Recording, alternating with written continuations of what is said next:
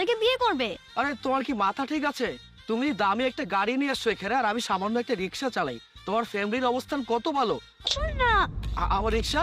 আহা, রিক্সা তোমাকে একটা না 5টা না 10টা 50টা কিনে দেবো। হ্যাঁ কি চাষার আর আছে না তো গাড়ি আছে গ্যাস।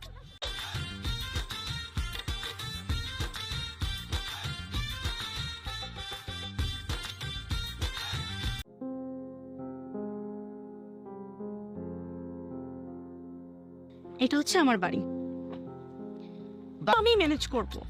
হ্যাঁ, আপনি তো ভয় কেন পাচ্ছেন বুঝলাম না তো। আপনি তো একজন পুরুষ মানুষ আবার ভয় পায় নাকি?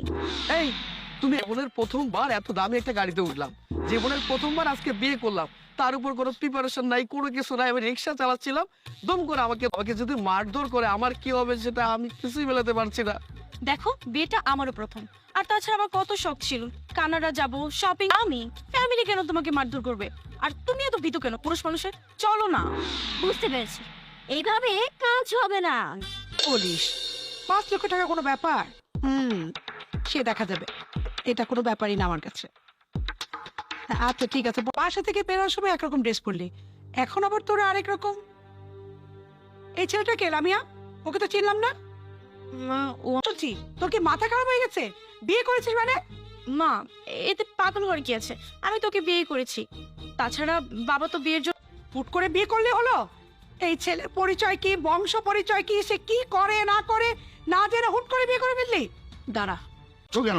চিৎকার করবো না তো কি করবো, নাচবো? তোমার মেয়ে কি করেছে দেখো, বিয়ে করে নিয়ে এসেছে। এই বিয়ে করেছে মানে? আরে মা, তুই এটা কি করেছিস? এটা কথা হলো?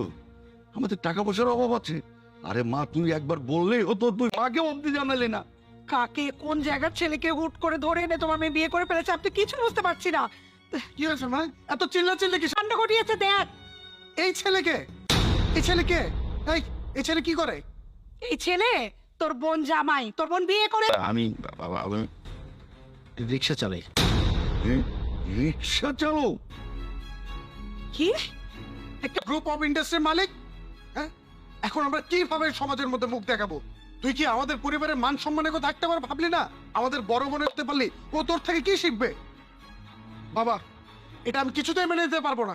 এই দাঁড়াও।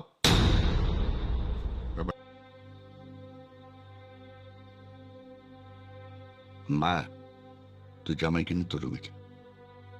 করলে তোমার মেয়ে একটা রিক্সাওয়ালাকে বিয়ে করে নিয়ে এসেছে আর তুমি তা গ্রহণ করলে? থামো, বেশি বুঝো না ব্যাপার। তুমি যদি কোনো চিন্তা করো, আসো। আরে ভাই কি আস্তে আস্তে দিচ্ছিস, তাড়াতাড়ি কর। কারণ সে দেশে বাইরে চলে যাচ্ছে, কবে না কবে আসে ঠিক নেই। আর তাছাড়া আমি তোর ফ্রেন্ড, তো তুমি একটু ওকে দেখো না, একটু কি কি লাগে একটু দেখো। খাওয়াবো। খাও বাবাজি, খাও খাও খাও। তুই যে টেবিলে বসেছিস, তোর কোনো যোগ্যতা আছে এই টেবিলে বসে খাওয়ার?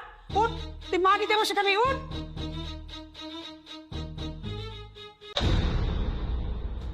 ধর, জামাই আপ্যায়ন না, ধর। এইটাই জামাই আদর, তোমাকে আমি হাড়ে হাড়ে টের পাবো জামাই আদর কি জিনিস। আজকে থেকে তুই একটা টিনের প্লেট আছে, ওই প্লেটে খাবি, এই প্লেটে খাবি না। তুই জানিস এবার না? মা, আপনি সব চুপ, একদম বড় কথা বলবি না। তোর মুখে আমি ওই মা ডাক শুনতে চাই না। ফকিন্নির বাচ্চা রিক্সা চালক। আমাকে জোর করে বিয়ে করেছে। আমার মেয়ে জোর করে বিয়ে করবে, তাও আবার একটা ফকিন্নির বাচ্চাকে? এই, তোর যোগ্যতা আছে আমার মেয়ের জামাই হওয়া? শুধুমাত্র তুই বসেছিস কারণ তোকে আমার মেয়ে পছন্দ করে বিয়ে করেছে বলে। ঠিক আছে, বিয়ে যখন করেই ফেলেছিস না, ওর যে স্টোররুম আছে না, ওই স্টোররুমে গিয়ে ঘুমাবি। ঠিক আছে মা। তোর জায়গা ওইটাই, যত সব ফকিন্নির দল।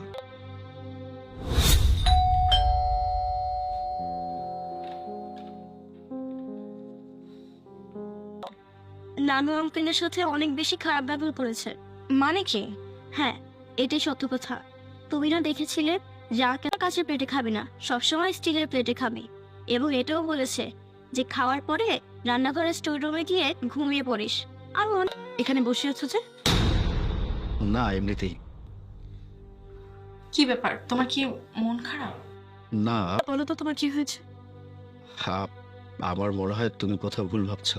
দেখো, এত বড় একটা ফ্যামিলিতে আমি আছি, তোমার সাথে আজ কি কি হয়েছে? আমি তো তোমাকে বলছি যে কোনো সমস্যা নেই, ইটস ওকে, সব তো ঠিক আছে, ফাইন। সেই কারণে হয়তো এই পরিবারের মানুষগুলো কোনোভাবে আমাকে গ্রহণ করতে পারছে না, কিন্তু আমার কাছে কেমন জানি মনে হচ্ছে কয়টা দিন যাক সব। আমি জানি আজকে এই মুহূর্তে এই বাসা থেকে আমরা চলে যাব। আমার সাথে আসো, চলো। আরে চলো তো। আরে কি করছো? কিছুই তো বুঝতে পারছি না আমি। বাবা, তোমাদের সাথে আমার কথা আছে। কি হয়েছে? এত চিৎকার চেঁচামেচি করছো কেন? ও, চেঁচাচ্ছি কেন সেটা জানো না? আমি না থাকা অবস্থায় যে আমার যা জানার আমি জানি। তোমরা তো আমার বাবা মা, তোমাদেরকে আমি খুব ভালো করেই চিনি।